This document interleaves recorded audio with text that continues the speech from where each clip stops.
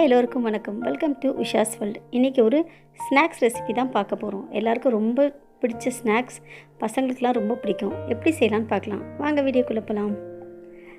இன்றைக்கி நான் இதுக்கு 1/2 கிலோ உருளைக்கிழங்கு எடுத்திருக்கேன்.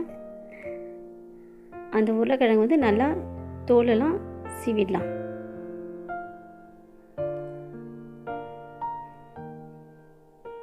இந்த ஸ்நாக்ஸ் எல்லாருக்கும் ரொம்ப பிடிக்கும்.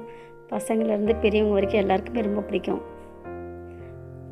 கடையில் விற்கும்ல அந்த மாதிரி குச்சி சிப்ஸ்ன்னு சொல்லுவாங்கள்ல, அந்த மரவள்ளி கிழங்குல வரும்ல, அதில் இந்த உருளைக்கிழங்குல வருதுல அந்த சிப்ஸு ரொம்ப டேஸ்ட்டாக சூப்பராக இருக்கும்.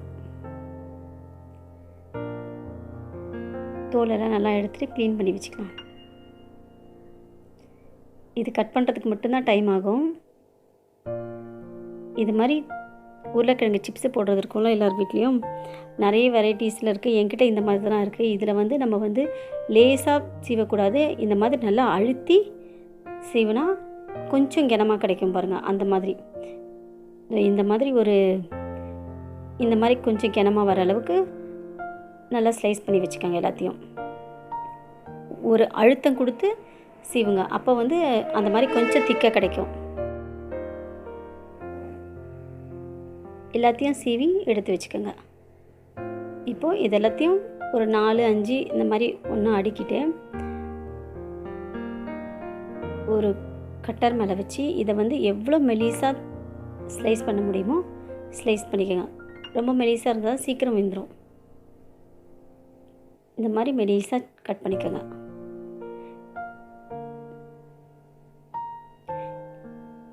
இதை கட் பண்ணுறது மட்டும்தான் டைம் நமக்கு.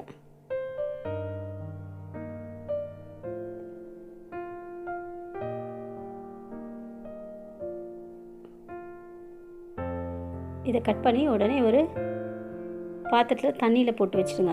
ஏன்னா இல்லைன்னா கலர் மாறிடும்.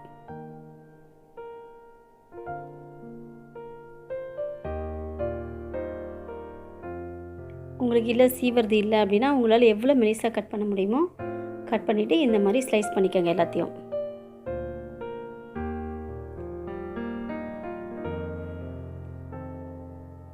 எல்லாத்தையும் ஸ்லைஸ் பண்ணிவிட்டு தண்ணியில் போட்டு நல்லா க்ளீன் பண்ணிக்கோங்க. அந்த உருளைக்கிழங்குல இருக்க அந்த மாவெல்லாம் வெளியில் வந்துடணும். அது இருந்துச்சுன்னா உருளைக்கிழங்கு வந்து கலர் சேஞ்ச் ஆகிடும்.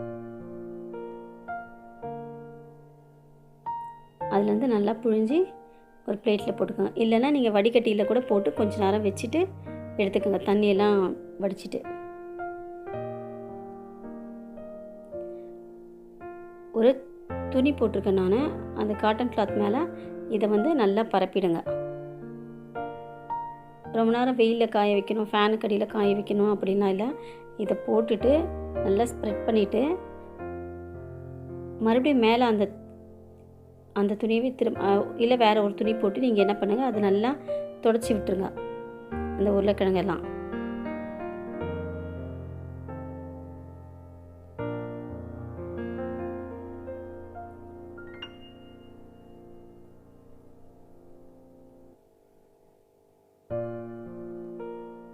நல்லா கொஞ்சம் நேரம் கொஞ்சம் ப்ரெஸ் பண்ணிங்கன்னா அது ஈரம்லாம் உடனே உறிஞ்சிடும். நல்லா ஈரம் இழுக்கிற மாதிரி ஒரு காட்டன் கிளாத் போட்டுக்கோங்க. நல்லா ஈரம்லாம் சுத்தமாக போனதுக்கப்புறமா எல்லாத்தையும் எடுத்து ஒரு பவுலில் வச்சுக்கோங்க.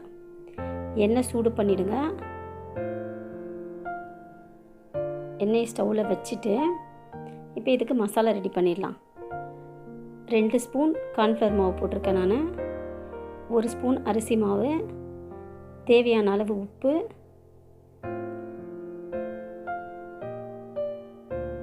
கொஞ்சம் மஞ்சத்தூள்,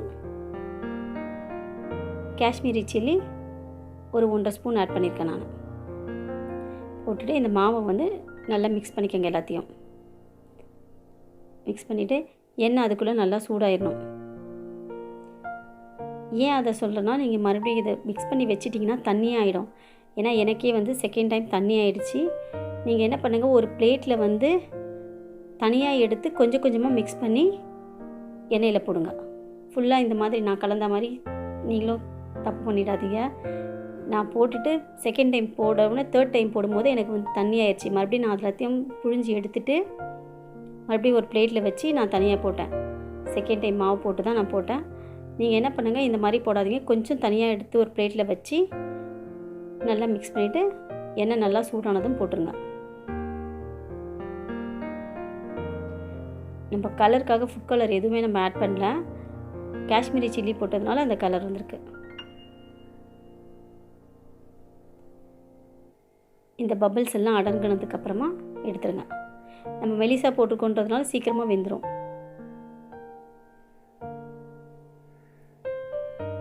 எண்ணெயெல்லாம் வடிச்சிட்டு ஒரு டிஷ்யூ பேப்பரில் போட்டுருங்க. இருக்கிற எக்ஸஸ் எண்ணெய்லாம் எடுத்துரும்.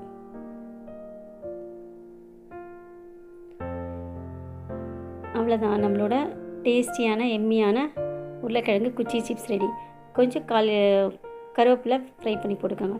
இது பாருங்கள், இப்படி உடச்ச உடனே நல்லா டப்புன்னு உடையும். இதை வந்து ஒரு பாக்ஸில் ஸ்டோர் பண்ணி வச்சுருந்திங்கன்னா ஒரு 2-3 டேஸ்க்கு நல்லாயிருக்கும். ஆனால் ஸ்டோர் பண்ணி வைக்கிற அளவுக்குலாம் இருக்காது. எனக்கு ஃபஸ்ட் வீடியோ எடுக்கிறதுக்கே இல்லை.